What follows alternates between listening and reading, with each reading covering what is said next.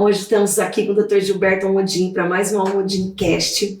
Vamos falar para as tentantes, mulheres que têm um sonho de ter filho e muitas vezes não conseguem realizar esse sonho. Doutor, seja bem-vindo. Toda mulher nasce com o sonho de ser mãe, né? Tanto que a gente vai brincando de boneca aí, de mãe e filha no decorrer. E quando chega o momento de ser mãe, algumas deixaram passar o tempo, ou algumas que não deixaram, mas que estão no tempo certo e não conseguem engravidar. E eu percebo, acompanhando aqui o senhor, e acompanhando que cada vez tem aumentado mais o número de mulheres que não conseguem ter o sonho, né, de ser mãe. O que está acontecendo? Bom, é verdade. Bom, primeiro, obrigado, né? É um prazer poder prestar alguma informação e, naturalmente, isso nós sempre temos a esperança que vai ajudar de alguma forma, mesmo que seja um casal já é o suficiente, né? Realmente, a infertilidade tem aumentado de uma maneira assustadora, inclusive, nessa semana, saiu um trabalho publicado nos Estados Unidos mostrando a queda da fertilidade em vários países. Para você ter uma noção, só no ano passado, no Brasil especificamente, houve uma queda de 10% na taxa geral da fertilização, da fertilidade. Nos Estados Unidos, 14%. E o que mais me chamou a atenção foi que no Uruguai, que é aqui o nosso vizinho, 34%. É muito alto, né, doutor? É muito alto. O senhor acredita isso? Há mudanças de estilo, mulheres com a maternidade mais tarde, a alimentação. O senhor que vem acompanhando, né, que tem uma história bem legal na fertilização. O que o senhor vê nas mulheres de hoje que antes elas não eram? Porque o senhor deve ver o comportamento, está no comportamento das mulheres? Na realidade, é multifatorial, não é uma coisa só, né? Esse é um preço muito alto que nós estamos pagando pelo progresso que nós temos obtido, né? Você tem que ver que todas as vezes que você gera uma tecnologia, ela sempre tem duas faces. Ela sempre tem uma face boa e uma face ruim, né? Nunca vai existir uma somente boa. É impossível, né? Para você ver, quando eu resolvi fazer reprodução humana, quer dizer, eu fui um dos pioneiros, eu resolvi realmente por paixão, né? Quando eu vi nascer Louis Brown em 78, né? Eu já era médico, eu falei, eu quero fazer isso, porque eu achei uma coisa maravilhosa e todos os meus colegas me chamaram de louco, porque a taxa de infertilidade naquela época era baixíssima, era muito baixa, né? Aí você vê, vamos pegar o estereótipo das mulheres, quer dizer, de uma geração atrás de mim e uma geração à minha frente. Tá? Então, uma geração atrás de mim seria minha avó, né? Como que minha avó foi criada? Ela foi criada para ser uma mulher do lar, né? Então, o grande aprendizado dela, eu lembro disso, inclusive porque a minha mãe contava que era passado para ela, né? Você tem que aprender a cozinhar bem, você tem que aprender a bordar, você tem que aprender a costurar, entendeu? Você tem que aprender como que você vai cuidar do seu marido, da sua casa, porque senão você não sabe cuidar da sua casa. E, quanto a isso, ela casava muito jovem. Era 16, depois foi para 18 anos, aí depois foi para 20, 21, aí 23 já estava ficando para titia, entendeu? 24. Hoje você vê mulheres pensando se vão casar aos 35. Aos 35. Então, uma coisa horrorosa. Para você ver, hoje mesmo eu tive um caso que dá para exemplificar muito bem isso daí. E elas ignoram a situação. Tá? Às vezes elas preferem não enxergarem. Né? Eu me recordo quantas vezes o senhor conversou comigo, isso há 20 anos atrás, o senhor já falava de guardar os ovos e a gente falava, Hoje, por exemplo, eu tive um caso que já está ficando quase clássico, sabe? Um casal de idosos morando com a filha mais nova. A filha mais nova, como é a última a sair de casa, então ficou junto. E, de repente, morreu o pai. Então, morreu o pai e toda a responsabilidade que seria do pai veio de sobrecarga sobre ela, né? Então ela não estava tão preparada para receber, isso causou um problema emocional bastante grave, porque ela teve que assumir as responsabilidades querendo ou não, né? E a mãe também já de idade, ela cuidando da mãe, então ela não tinha como sair de casa e deixar a mãe sozinha, tá? Então ela se dedicou mais à mãe. Hoje ela ainda mora com a mãe, mas está com 45 anos e achou um companheiro. Tá? E agora? E é um companheiro de verdade, porque não é um segundo relacionamento, não é nada, porque ele também não tem filho nenhum, né? Então, eu fiz todos os exames, nós conversamos, eu falei, tem uma grande probabilidade de talvez você precisar engravidar com o óvulo de uma outra mulher, que não seja os teus, porque uma mulher de 45 anos ter óvulo viável para gerar uma criança saudável, pode acontecer, tem vários casos descritos na literatura, mas é uma raridade, né? E foi engraçado, porque ela teve a resposta que realmente eu achava que ela teria. Ela, de imediato, ela falou assim, de jeito nenhum, então eu não tenho filho. Olha, Quer dizer, eu já pensaria diferente. então, mas essa é uma resposta muito, maioria... muito egoísta, né? Então ela dá uma resposta de pronto, porque na realidade ela está revoltada com a própria situação que ela está, né? Aí eu tive que falar com ela, escuta, mas existe um casamento? Existe. Então isso é um comprometimento pro resto da vida? É. Então você está sendo egoísta, você nem perguntou pro seu marido se isso interessa para ele ou não. O importante é que você tenha um filho que seja seu. E se for dele ou não, você não está preocupada. Falei, não foi bem isso que eu quis dizer. Falei, então você precisa refletir sobre esse assunto, né? Porque é um casamento. Então nós temos que cuidar desse relacionamento também. Se a procura do filho acabar com o casamento, pô, eu não posso ser o médico. Não pode. Né? Doutor, e também uma mulher na idade, com um homem também nessa idade, também é complicado. O espermatozoide do homem, ou não é tanto quanto a mulher mais velha. Não, no caso desse caso, por exemplo, se o marido for um pouco mais velho, isso também causa problema? Sim, o homem também causa problema naturalmente. Não, mas assim, de ser mais velho também. Não na magnitude da mulher, né? O homem, por exemplo, ele na realidade, ele tem a fertilidade dele um pouco mais postergada do que a mulher, né? Mas o testículo dele também vai produzir espermatozoides só ruins. Tanto é que hoje nós sabemos que uma grande parte dos filhos autistas são oriundos de espermatozoide de homens acima de 50 anos, né? Aí piora muito. Então, isso aí vale para o homem também, né? Hoje a gente estava no café aqui do hospital e eu vi uma cena que eu acho que talvez vai mudando a cabeça das pessoas. A moça saiu, uma paciente do senhor, a gente estava conversando, e ela veio trazer os óvulos. Ela já tem um filho, uma filha, e ela falou, eu guardo os meus óvulos, espero não precisar. Essa mentalidade é muito legal dela, porque ela já tem um filho, mas ela está aguardando, porque talvez vai demorar. O senhor acha que essa mentalidade vai mudar? O senhor...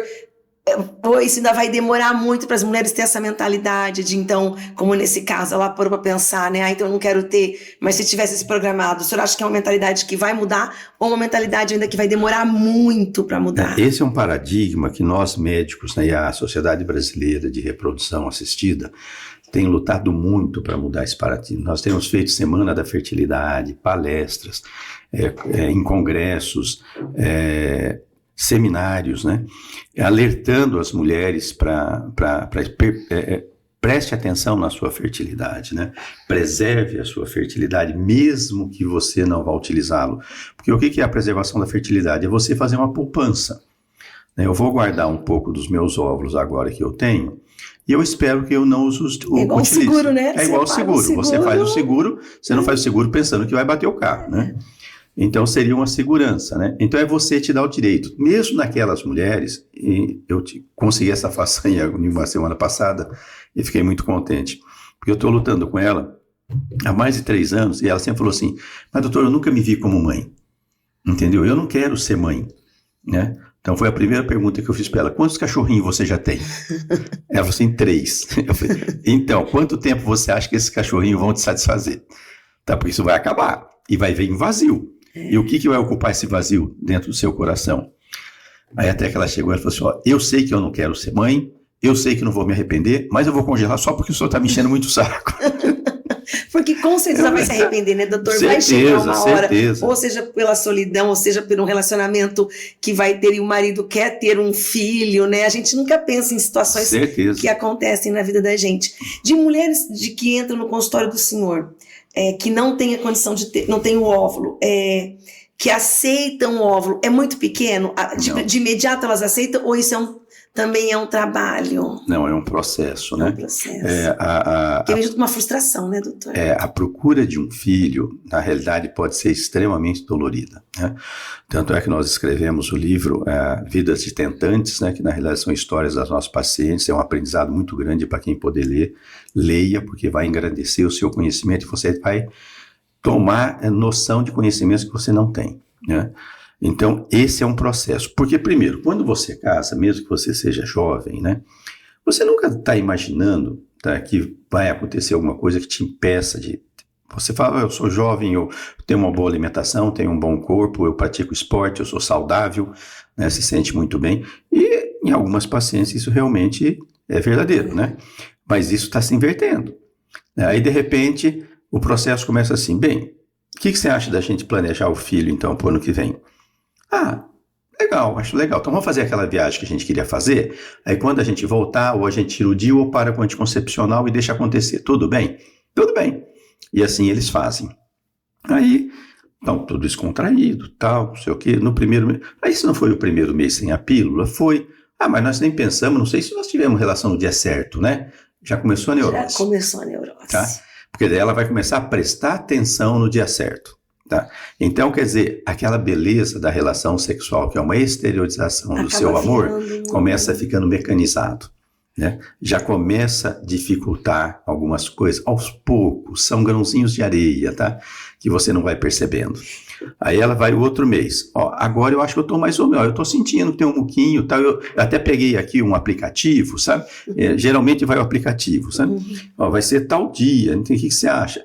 Até no princípio, então tá legal, vai cair no sábado, então vamos jantar fora, né? Tá, tudo bem. No segundo também não dá. Aí no terceiro também não dá. Aí no quarto, tá caindo numa terça-feira. Pô, eu tô cansado hoje, entendeu? Aí já começa a vir o trauma. Aí quando vem o primeiro trauma de verdade?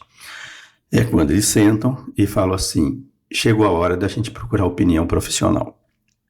Aí realmente começa o sofrimento para valer. Porque, doutor, infelizmente, ninguém procura o senhor, assim, procura feliz, mas vem, o senhor pega só pacientes meio que traumatizados já, né? Porque ninguém procura um médico de fertilização se tá tudo bem, se tá engravidando normal, eu tô errada ou não. Os pacientes que vêm pro senhor já vêm com uma carga emocional grande, né? Nas nossas pacientes, assim, eu diria que pelo menos 80%, 90% são casos muito difíceis, né? São casos que já passaram por várias clínicas, várias experiências, às vezes são experiências muito difíceis, né? E tanto é que nós temos protocolo de pesquisa exatamente por causa disso, né? Para resolver problemas que ainda não se encontraram solução até agora. Né? Porque tem, né, doutor? Tem mulheres que fazem. Eu conheço uma amiga minha que faz tratamento com o senhor e ela não engravida. Tem. Vai acontecer. Então, e veja bem, nós nunca vamos conseguir fazer 100% das mulheres engravidarem. Isso não existe. Tanto é que o modelo estatístico médico, né, a gente considera que nós vamos ter um grande auge quando nós conseguirmos manter uma taxa de bebê nascido, não é só engravidar, tá, em torno de 65% a 70%.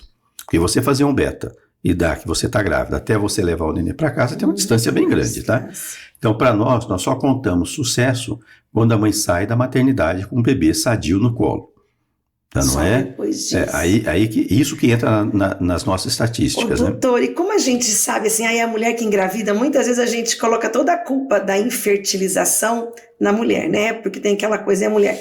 Quando vem para o consultório a mulher achando que ela não consegue engravidar, e muitas vezes se descobre que não é um homem. Um homem é muito mais difícil de aceitar que ele não consegue do que a mulher ou não. É muito mais difícil lidar quando a infertilidade está no homem. Então, graças a Deus, isso já mudou bastante, tá?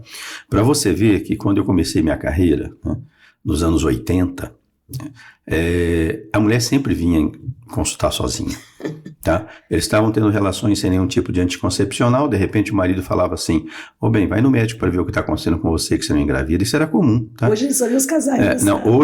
E eu tanto eu não gosto de atender mais o paciente que não seja o casal. Tá? Tanto é que quando marcam as consultas, a gente mesmo fala, é muito importante que seu marido venha junto, porque a infertilidade pertence ao casal. Tá? E eu já tive várias lições sobre isso daí, né? Um dos casos que foi muito interessante foi que veio um casal bastante maturo, apesar da idade, eles tinham 30 e poucos anos, né? A causa primária da infertilidade era oligoastenospermia, ou seja, o homem tinha uma baixa qualidade de espermatozoide e uma quantidade bastante pequena também, né? A mulher já sentou na primeira consulta e falou assim, doutor, já tem 3 meses que eu estou querendo vir aqui, como ele sabe que o problema é com ele, ele não quer vir de jeito nenhum. Olha só para você ver. Ai, meu Deus, que saia justa. Eu já odeio quando fala isso. O coitado estava sentado na cadeira, não sabia sentar embaixo da cadeira, dava para perceber que ele estava envergonhado, sabe? Aí eu disse para ele, olha, a infertilidade pertence a vocês dois, não é só a ele. Então, nós temos que fazer uma avaliação muito cuidadosa primeiro para poder descobrir tudo e montar o quebra-cabeça de cada casal, porque cada casal é um quebra-cabeça, né? E olha só para você que coisa estranha. Quando eu fiz a avaliação genética, tá? eu descobri que ela tinha um problema genético, que ele com pouco espermatozoide eu ainda conseguiria fazer o embrião, com o óvulo dela nunca. Meu Deus! Entendeu? Então, para você, como que às vezes um ser supremo te manda a lição que você precisa aprender. Você precisa. Né? E aproveitando isso, doutor, a gente sabe que o senhor, assim, não entrar em tanto, um assunto tão mais profundo, mas a gente sabe que o senhor é um médico, né, que tem uma fé muito grande. Até quando a gente perguntou, doutor, pode ter menino, menina, o senhor sempre fala quem decide é Deus, né? A gente sabe que o senhor é um médico muito espiritualizado, eu acho que isso também faz uma grande diferença quando a gente está em comunhão com Deus. Então, a questão de pessoas que não tentam, de repente é porque Deus não quer que essa pessoa tenha um filho, né? Porque às vezes fez de tudo, fez tratamento, veio, teria que adotar, ou realmente não é para ser mãe, ser pai. O senhor acredita que também a gente venha com uma história de vida que às vezes a gente tenta, e às vezes a gente vai ter um sofrimento e não era para ser? Não, veja, isso é uma coisa muito complicada, sabe? Porque do mesmo jeito que os casais, com o evoluir da idade, passam por uma evolução, nós profissionais também passamos, tá? Nós profissionais, quando nós formamos, pelo menos na minha época, a gente formava muito jovem, né? Eu formei medicina com 22 anos. Muito novo, né? doutor. Era uma criança, né? Então, será que eu tinha consolidado valores morais realmente? Eu tinha por causa da família. Né? Que a gente carrega, né? Mas eu não tinha o entendimento completo do que era a minha profissão. Tanto é que eu me frustrava muito, porque eu achava que eu sempre era um bom aluno, eu sempre procurava fazer o bem, então eu sempre deveria acertar. E às vezes eu não acertava. E eu ficava muito furioso porque eu não acertava. Daí por causa disso que eu ia para pesquisa. E isso foi bom porque eu acabei tendo várias pesquisas premiadas no mundo inteiro, né? Mas ao passar dos anos, eu comecei a amadurecer. E daí você começa a enxergar, tá, que entre você e o seu paciente existe um ser supremo. Tá? Isso sem sombra de dúvida. O médico que não acaba enxergando isso é porque ele é muito míope. Né? Então você tem, por exemplo, às vezes, paciente que você acha que iria morrer e melhora. De uma hora para aí você não sabe explicar por que melhora. Né? A mesma coisa acontece na infertilidade. Tá? Casais que às vezes fazem um monte de tratamento. Por exemplo, aconteceu agora, o mês passado. A paciente tinha feito acho que 6 fertilizações in vitro, 3 em Londrina, 3 em Curitiba. Aí veio aqui ela falando assim, eu vim aqui para fazer uma tentativa. Eu falei, não moça, não é assim não. Não funciona por tentativa, né? Eu falei, primeiro nós temos que te avaliar toda, ver o que está acontecendo, por que você não está engravidando. Eu falei, doutor, ninguém acha nada. Eu já fiz tudo que tinha para fazer. E realmente, ela tinha um monte de exame, eu fiquei quase 1 hora só vendo o exame dela dos 6 tratamentos anteriores, né?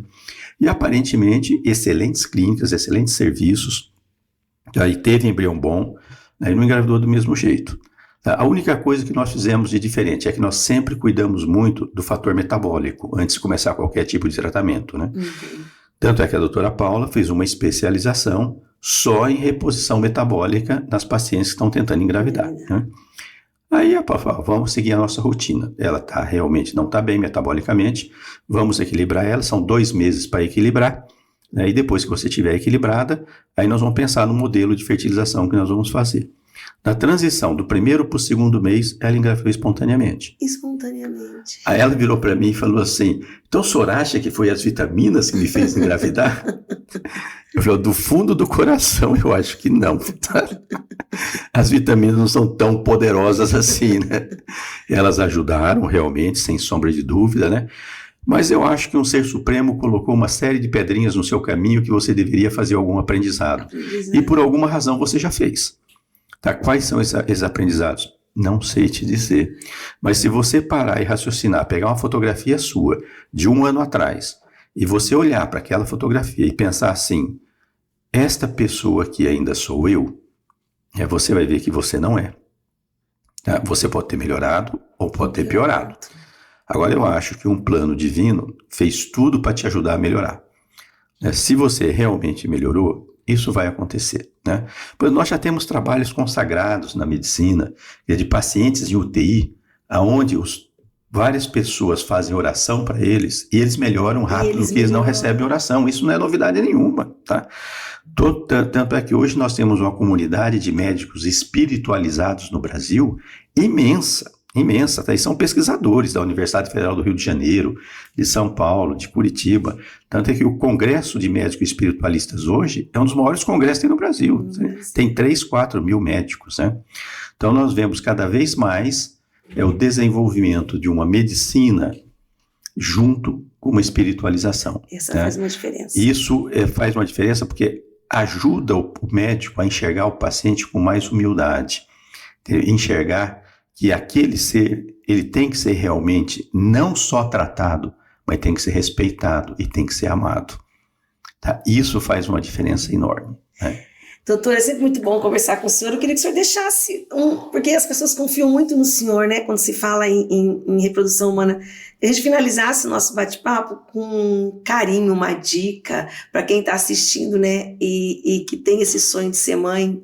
É que o senhor deixasse ser pais, na verdade, né? Não só mãe, né? Bom, veja bem, eu particularmente acredito fielmente que nós somos seres espirituais em uma jornada humana. Todos nós, né? Porque se isso fosse um corpo que morresse e não acontecesse mais nada, seria muito triste. Eu me nego a acreditar nisso, né? E cada um de nós tem a sua jornada para fazer, né? Eu não acredito que Deus quer o mal de ninguém, quer fazer mal para ninguém, quer castigar ninguém, em hipótese alguma. Todos que nós fazemos, tanto para o bem quanto para o mal, são fruto das nossas próprias ações, né? Então, que todo mundo fique calmo, tranquilo, confie em Deus, aprenda a orar, isso ajuda realmente muito. Tá? Vocês não sabem o quanto. Não compartilhe muito sobre seus problemas particulares, isso te deixa emocionalmente muito ruim. Se Deus deu esse problema para você e seu marido, no máximo é com o médico. Não é hora de falar com vizinha, com mãe, com sogra, com coisa, com ninguém. Tá? Talvez um dia você fale, mas não nesse primeiro momento, né? Porque falar é muito dolorido, né? E tenha calma e tenha paciência. Tenha um ser supremo que te ama, sim, e quer que você seja feliz. Permaneça insistindo, tenha calma, não chore e não se desespere. Você vai conseguir o seu objetivo com certeza. Sempre muito bom conversar com o senhor, viu, doutor? Obrigado. Com certeza tem alguém que você conhece que precisa ouvir o nosso bate-papo hoje com o doutor, ou ouvir esse recadinho que deixou no final. Então curte aqui o nosso Almodicast e compartilha.